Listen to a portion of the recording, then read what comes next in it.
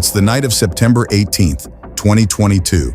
Somewhere along the dark banks of the Ganga River Canal near Rishikesh, India, a 19-year-old girl is terrified.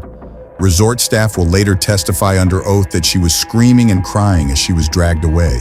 Her last known words, sent in an audio message to a friend just minutes earlier: "I'm with these guys, I'm very scared." No one came, and by morning, Ankita Bhandari was gone.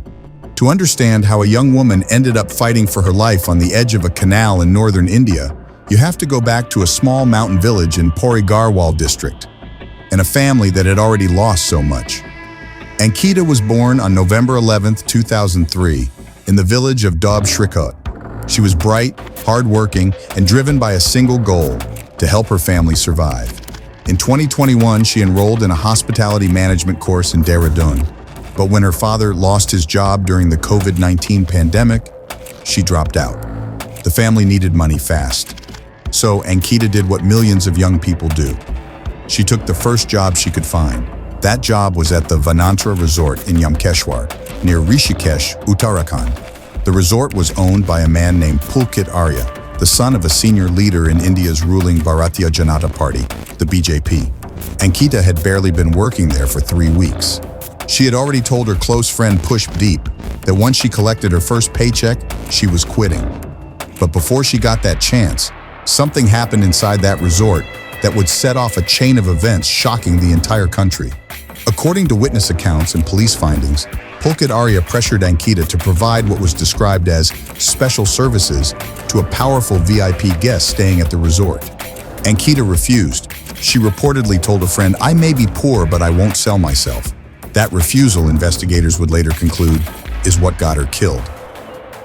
On the night of September 18th, the three men, Pulkit Arya, resort manager Saurabh Bhaskar, and assistant manager Ankit Gupta, took Ankita out on a scooter, telling her they were going to talk things out. She was pushed into the Cheela Canal. Her body was recovered 6 days later on September 24th, with multiple injury marks. What followed was not just a murder investigation. It was a masterclass in how power attempts to bury the truth. Pulkit Arya himself filed a missing person report to mislead Ankita's family. When her father went to file his own complaint, the revenue police officer on duty refused to register it and then left on vacation. It wasn't until civil society groups raised public alarms that the case was finally transferred to regular police on September 22nd. Then, on September 23rd, the very day police were investigating, the room where Ankita had lived at the resort was bulldozed and set on fire. A JCB driver later signed an affidavit stating he was summoned twice that day to demolish the premises. The person who allegedly ordered the destruction was sitting BJP MLA Renu Bisht. A day later, a separate fire broke out on the sealed resort property. CCTV footage was never recovered. Pulkit Arya's phone was never retrieved. Public fury erupted across Uttarakhand and beyond. Protesters flooded the streets. Young women wrote letters to India's president, in their own blood. A special investigation team was formed. A 500-page charge sheet was filed in court. And in May 2023, allegations emerged that Ankita had also been sexually assaulted before her murder. The three accused, Pulkit Arya, Saurabh Bhaskar, and Ankit Gupta, had their bail denied repeatedly. After 47 witnesses testified over the course of nearly 3 years, the Additional District and Sessions Court in Kotdwar delivered its verdict on May 30th, 2025. All three men were convicted of murder, destruction of evidence, criminal conspiracy, and violations under India's Immoral Traffic Prevention Act. Each was sentenced to life in prison. But the case is far from closed. The identity of the mysterious VIP, the man Ankita died rather than serve, has never been officially revealed.